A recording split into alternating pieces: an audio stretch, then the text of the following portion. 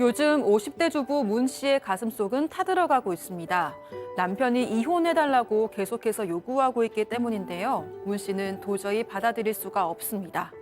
1년 전 문 씨는 지방 출장 갔던 남편이 쓰러졌다는 전화를 받았습니다. 뇌졸중으로 쓰러져 간신히 목숨은 건졌지만 반신마비가 찾아온 문 씨의 남편. 그날부터 문 씨는 수술 후 간병부터 재활 치료까지 도맡았는데요. 문 씨의 지극정성 때문이었을까요? 남편은 결국 완치 판정을 받았습니다. 그런데 남편은 자신의 남은 인생을 원하는 대로 살겠다면서 이혼을 요구했는데요. 문 씨는 남편의 이혼 요구를 받아들여야 하는 걸까요?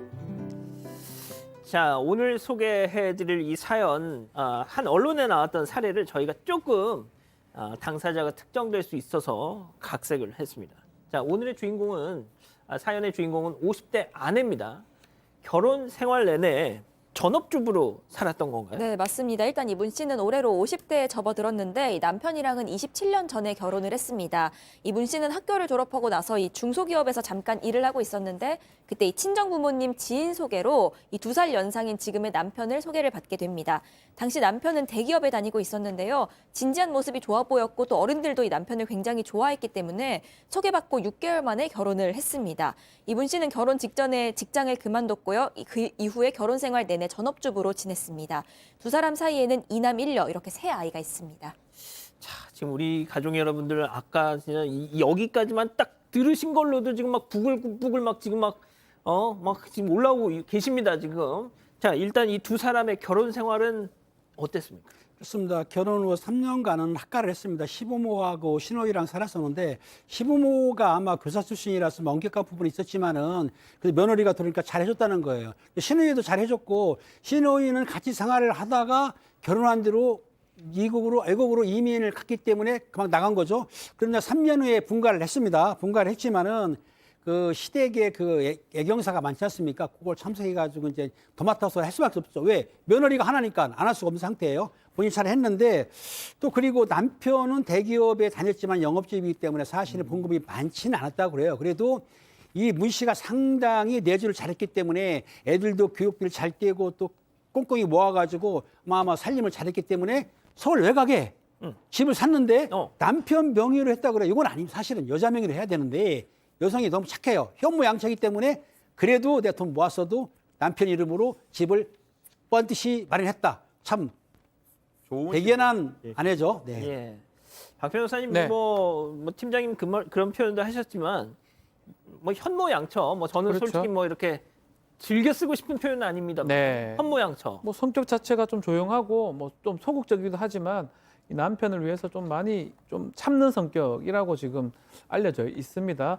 남편도 뭐 그렇게 뭐 또 다정한 건 아니지만 집에 와서 할 말 결혼 생활 잘 이어갔는데 단점이 좀 있다면 야근도 좀 많고 영업직이라서 아하. 술을 좀 많이 좀 한 것 같아요. 그런 부분들이 단점이고 그거 말고는 큰 문제 없었고 또 시부모가 몇 년 돌아가시면서 고향 땅을 좀 물려받았는데 어허. 나중에 독립하면 남편하고 전원주택을 살겠다라는 아이들 다 희망도 내보내고. 그렇죠. 생각했던 것 같습니다. 그야말로 우리 주변에서 흔히 볼 수 있는 평범한 부부 같은데 자, 그런데 남편이 갑자기 하고 쓰러졌어요. 1년 전 정도 되었죠. 갑자기 남편이 출장을 갔는데 뇌졸중으로 병원에 쓰러졌다고 전화를 받습니다.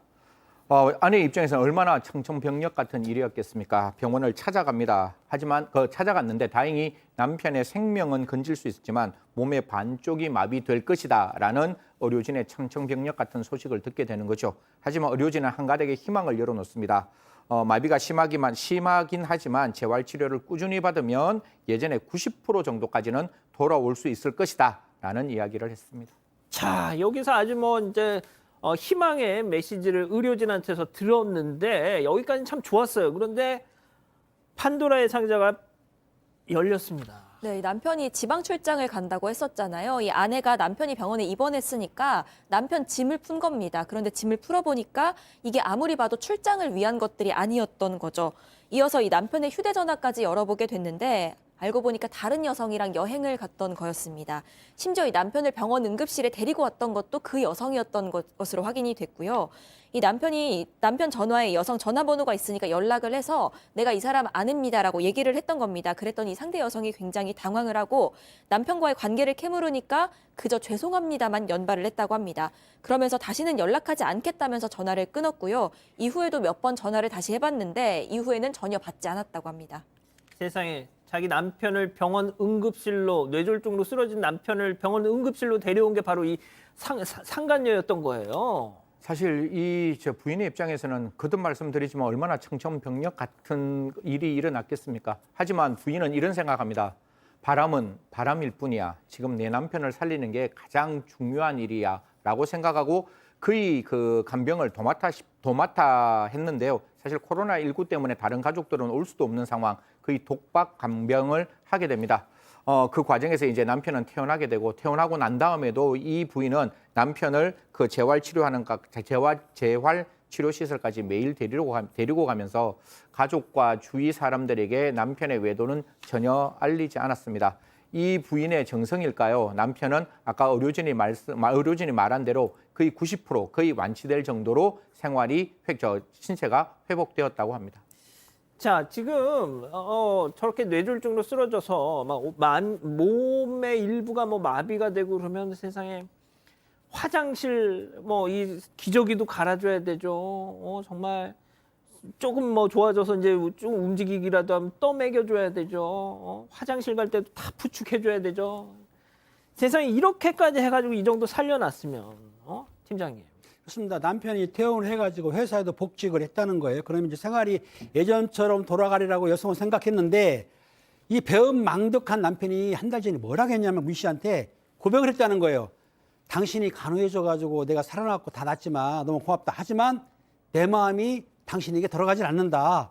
당신 이미 알고 있지? 전화해가지고 내가 만난 여자가 좀 됐는데 내가 아프고 보니까 내 원하는 삶을 살기 때문에 그 여자랑 가겠다고 말했다는 거예요. 그러면서 위자료는 넉넉히 준다고 했는데 그렇게 말하고 나면서 이혼해달라고 요청을 했어요. 그리고 남자가 가출을 했다는 거예요. 가출까지 참 이 남자 정말 배은망덕한데. 그러니까 여성분이 확인해 봤더니 태어난 후에 그 전에 만났던 여자 있습니까? 계속 연락해가지고 만났던 사이죠. 남자분 정말 배은망덕합니다. 자, 이거는 우리 이자연 기자한테 좀 물어보고 싶은데 진짜 겨우겨우 그냥 해가지고 살려놨더니 자기의 원래 진짜 사랑을 찾고 싶다면서 지금 짐 싸들고 나갔단 말이에요. 어떻게 할 것 같아요, 진짜? 저 같으면은 이혼을 원한다면 이혼을 해줄 것 같거든요. 아, 진짜? 네, 왜냐하면 지금까지 제가 여기에 투자한 거, 희생한 거 이런 건 다 매몰 비용이니까 그런 것들은 이성적으로 생각을 하자면 그런 것들을 생각하지 않는 게 좀 옳은 판단인 것 같아요. 그런데 이분 같은 경우에는 전업주부시잖아요. 그리고 아이도 3명이나 있습니다. 그렇기 때문에 이분이 더 힘들어하시는 것 같은데 네, 이분이 좀 쉽지 않은 상황이실 것 같습니다. 그러니까 아무튼 이 기자 같은 경우라면 네. 이 기자라면 그냥 가라 이놈아 하면서 네, 보내준다고? 네. 자, 승현님 저한테 자꾸 사인을 보내시는데. 아니 제가 좀 악마 같은 생각을 가지고 있는지는 몰라도 저는 절대로 이혼 안 해줍니다. 그 남자의 행복을 내가 왜 보장해줘요? 내가 이렇게 고생했는데 이 사람은 끝까지 지옥에 살아야죠. 그렇지 않나요? 이혼 안 해주고 조금이라도 상간녀 만나면 그 순간에 다시 손해배상 청구하고